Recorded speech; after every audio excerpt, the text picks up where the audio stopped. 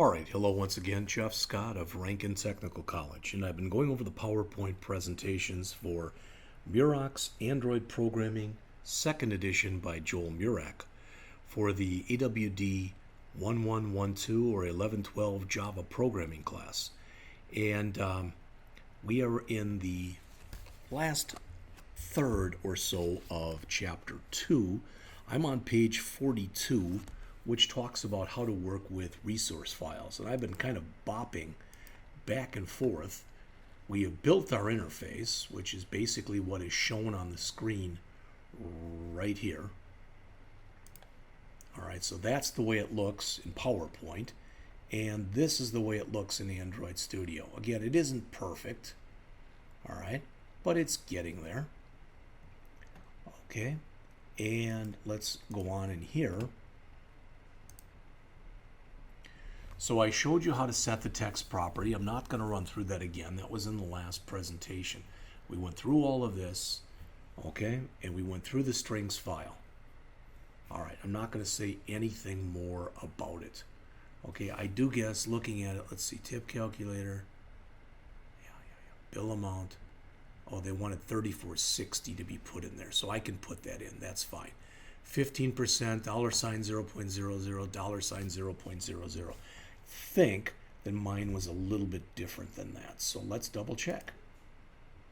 I'm going over to our strings file. So this was supposed to be $00, $00, and the actual right here, this, I guess they did want you to come in here, go to the text, add new resource, new string resource. This was edit text, bill amount. All right, and the value that we were supposed to put in there was 34.60. Okay, there you go. So I believe now that my screen looks very similar, as it should, to what you see in the book on page 39 in figure 2-5. All right, I'm up to page 42. So the author says when you use the techniques shown in the previous figure, Android Studio stores the text in the strings.xml file, which we've already looked at. All right. Let's see. And they mentioned about halfway down on page 42, if you want to supply a strings.xml for another country, you can create another one. So I could come in here, right mouse click in here, all right, and put in, for example, a strings-fr and put those strings in French. When you use, so that's that, okay? All right. When you use Android Studio to create a project, it stores some dimensions in a dimens.xml file. All right, and that should be under values, which I don't see here. There. Right now, it looks like we don't have, at least I don't see it under values, a dimens file. So it says if you want, you can open this file and edit it. And they show some examples of things that you might want to do. We're not going to do that. It says this figure shows the dimens.xml file for the tip calculator. By default, Android Studio uses these dimensions to set the amount of space between the edge of the screen and the widgets contained in the layout. All right. So we have those things right here, absolute X and absolute Y when you look at those. Okay, now these are all set to values. Let me see, can I bump that up? I can't blow that up size-wise. But these all say DP on the end. DP is an acronym that stands for Density Independent Pixels. A pixel is basically the smallest unit that you can see on a screen at any time. A density-independent pixel is a virtual pixel you should use when you define a layout. Then at runtime, Android scales the virtual pixels to make sure that it displays correctly or looking correctly in whatever kind of medium you're using to run your app, be it a tablet, a phone, etc. Now, we've already gone back and looked on here, and you already know this, that, for instance, we've come in here and we've looked in here, but there are other properties. Notice if I click View All Properties, what it gives me. Okay, it shows me everything that I can possibly change. If you want to set a property for a widget, you select the widget and you use the Properties window. Anything that's been changed, you see its value gets changed, gets put in a color, or a color of blue. All right, on page 46 in your book, so we went through this, and this, and this. On page 46 and 47 in your book, they talk a little bit in there about some common properties. Some of them are shown here. Now, it's a key thing that you realize where they have wrap and they have match. These both say match. All right? Sometimes when you create something, you're going to use the word wrap. W-R-A-P. And when you do, that means be greedy and take up as much room as you possibly can. All right? But then you've got match, which says basically try to make everything kind of uniform in size. So for a layout, the width and height properties are typically going to set to a value of match parent, as you see right here. What this does is it expands the layout so that it takes up the entire parent minus any padding. Usually, this causes the layout to take up, whatever area you are on the screen. Now, you may or may not have noticed, but when we looked at those in here, okay, we have an absolute X and an absolute Y. You can come in, and I know that file is in here, I just don't see it right now. At least I thought that it was, unless this is recently changed. There was a demens file, but I don't see that demens file in here. Okay. So let's take a look. Notice, and I'm going to just grab this one as an example. Notice that that line that you see on your screen right now in blue has a prefix in it of @ +, ID/. This indicates that what we're specifying is an ID value for the widget. Now, you're used to IDs because back in the day when we were talking about HTML, we would take things and give them IDs. If the idea is the same here, the ID property shows what the ID or how you're going to identify that particular widget or control. All right. You'll also notice on here that virtually everything says wrap content. Wrap content forces the height and width to be just big enough to contain the widget and all of its content. All right. But we could change that value if we wanted to. I'm not going to right now. All right. For the text property, you'll notice on all of these, it says @string with a slash.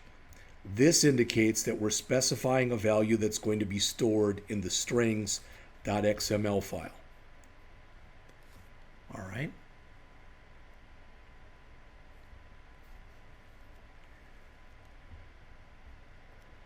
Now, the stuff that we've been using in here has been DPs for the density independent pixels. But when you're working with text sizes, quite often what you're going to use are the other type, which are called SP, which stands for scale independent pixels. Now, this is very similar to using pixels, px, in HTML files as opposed to using ems or percentages. Pixels are fixed in size, just like DPs are fixed in size. SPs, the scalable, will size itself based on the device that you're using. They're more like using M values in EM in HTML or using percentages. All right. You may have noticed that on the top here, wherever we put this in, that edit text, notice we've got the input type here of being number decimal, which means that when we bring up our keyboard in just a bit, that the type that will be in there will contain numbers only. All right. Now, I put a little note to myself in here, and I'm just going to go out to Google for a sec, and I'm going to type in here in Google, let's see, Android match parent versus fill parent. All right. And Stack Overflow, what's the difference? Stack Overflow, a wonderful place to go. All right.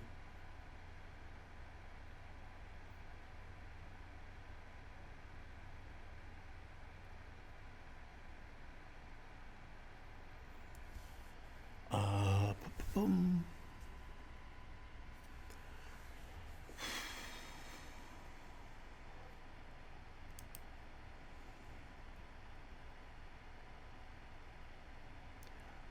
Match parent, fill parent, match parent, fill parent, what to do and what not to do. Android tips. The bottom line is you probably should be going out to your developer.android.com. And in there, they will explain what all of them mean. All right, fill parent versus wrap content, etc. So that particular URL, if you're having a hard time reading what I have on the screen, you can see that I just Googled it. No big thing there. Is right here. Also, and I could find it in here also. Let's type in here SP versus DP. I don't know if it'll find anything here or not. Supporting different densities. So there's density independent pixels.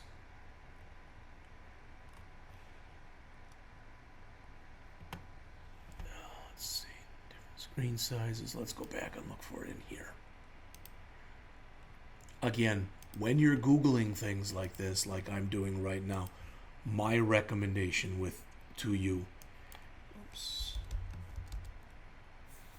is that when you get a bunch of these to come up, find the one. Stack Overflow is not bad, but I look and see if there's one on developer.android.com. But as always, there are a lot of different ones that you can use. I think this is the one we were just at, supporting different densities. This will at least get you started. I will tell you that stackoverflow.com is just a wonderful resource. If you've never used it, you're fooling yourself. I mean, it's a great resource. Okay? So I'll leave those up there for just a second. Android supports other units of measurement such as inches, but it's considered the best practice to use DP and SP whenever possible. Sometimes you will see the DP, all right, in older programs, it'll be put in as DIP, but they mean the same thing. And really, you should just be using DP. That's considered the best one to use. All right. Now, in your book on pages 49, 50, and 51, which end the chapter, they show what all of the code in here thus far should look like.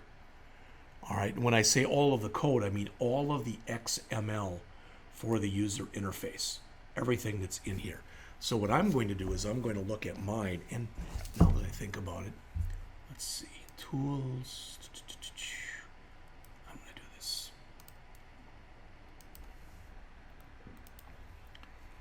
How to change font size in Android Studio.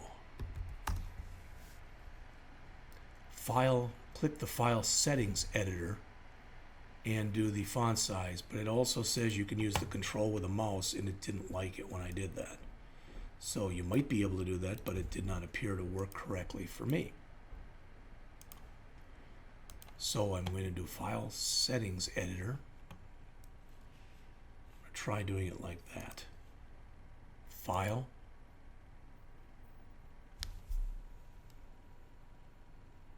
Settings.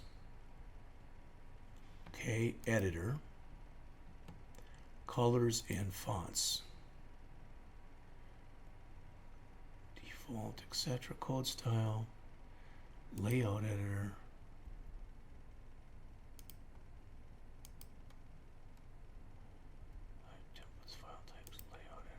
Huh. And I know you can do this. It's actually not that difficult to do. I don't remember what it was, but colors and fonts, Java. Colors and fonts, default. Save as. Android login, no.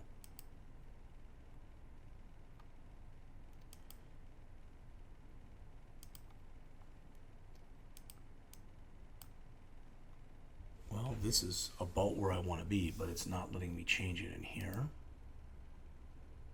Language defaults, console colors, console font. Doesn't like that either. I will check on that, and by the beginning of the next slide, try to make this bigger. They talk about using the control and using the mouse, but it's not changing anything. All right, but I want to very quickly go over the code that's in here. This is a bunch of extra information that tells the version that we're using, the encoding, which basically says we're using Unicode. This is where some of the schema information will reside, etc. But I want to go and look at what they've got in here. So text view, wrap, bill amounts. See, they tell us to come in here and set the text size. Now this is changed because this textbook that I'm using, the textbook has got a 2015 date on it. I may or may not be able to do this stuff that I want to do in here. So, but we'll try it anyway. Android,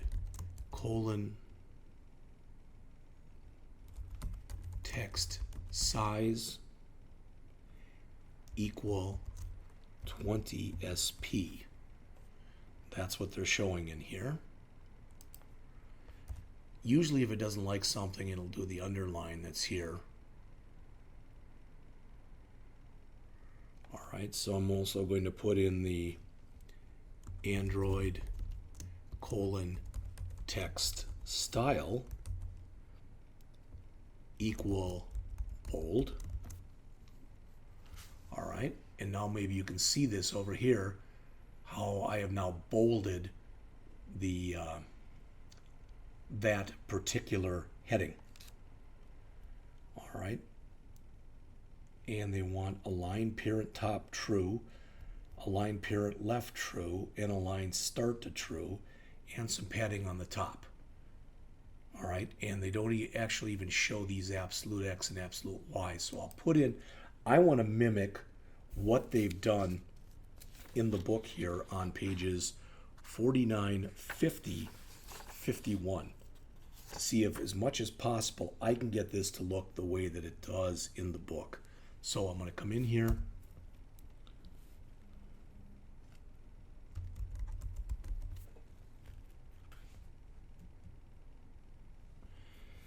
Android layout.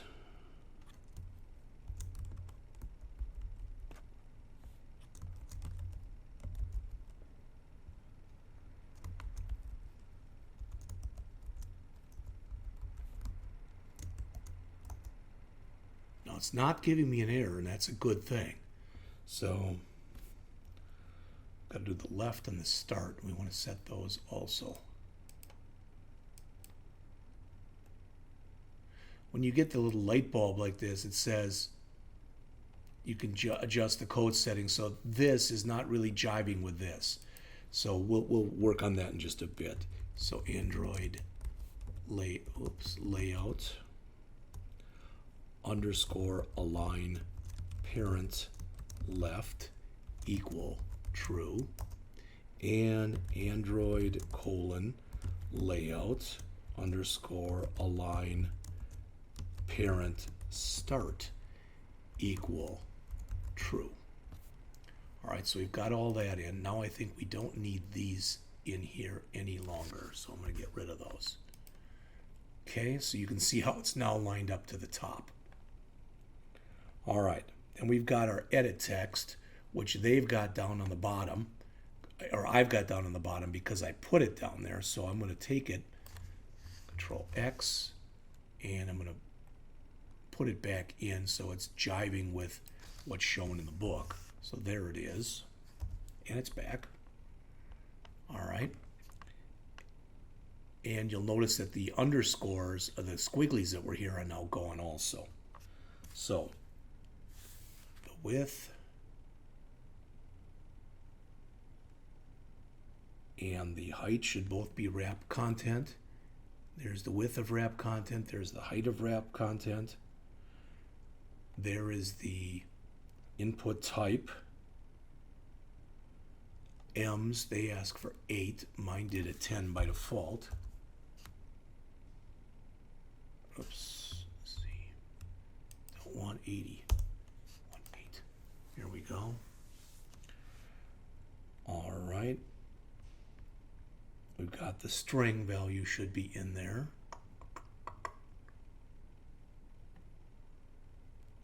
Right there. The ID we have, that's in there. The text size should be 20 SP, so we can steal that from here. The order in which you put these does not matter. So if my order does not jive with what's in the book, it really and truly does not matter at all.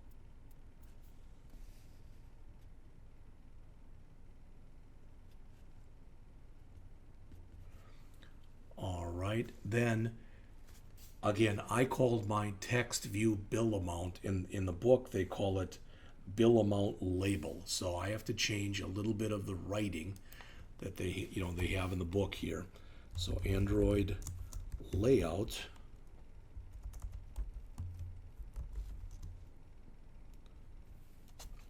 colon, no, it's Android colon layout underscore align top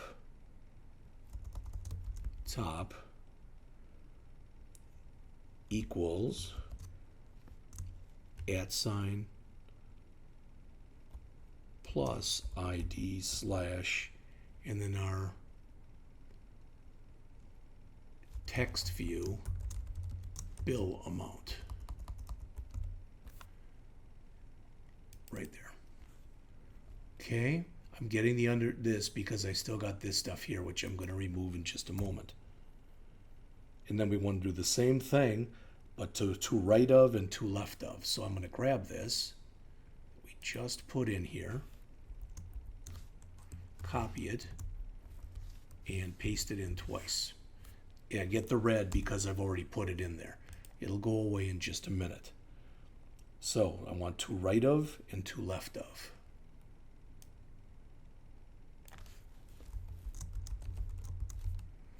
There's the first one.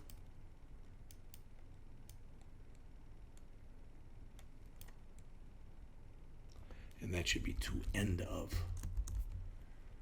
Okay. Okay.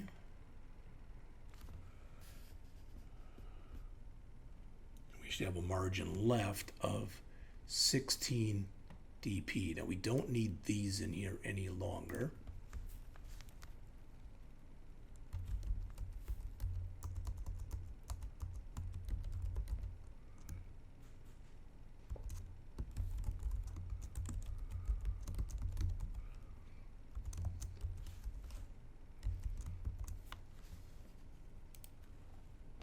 Well, you can see what that did. It goofed that up, but we'll fix it.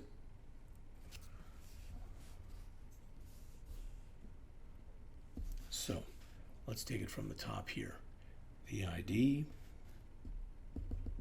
the layout width, the layout height, the text size, the bold, align parent top, align parent left,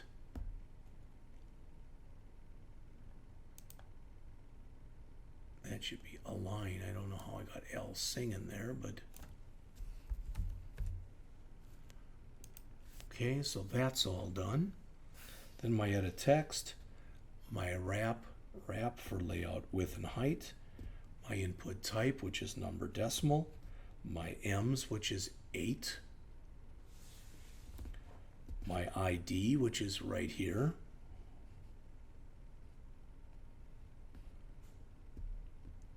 my text size, which again was 20 SP, just like we had previously. Again, SP for scalable. My layout align top. My layout to right of. My layout to end of. My margin left.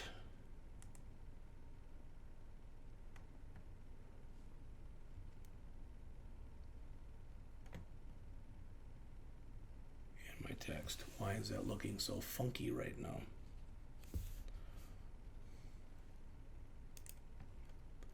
All right, I'm already at 27 minutes. You can see that these get to be very detailed. I'll get this fixed in just a minute, and I'll come back with part 4 of this lecture in just a moment.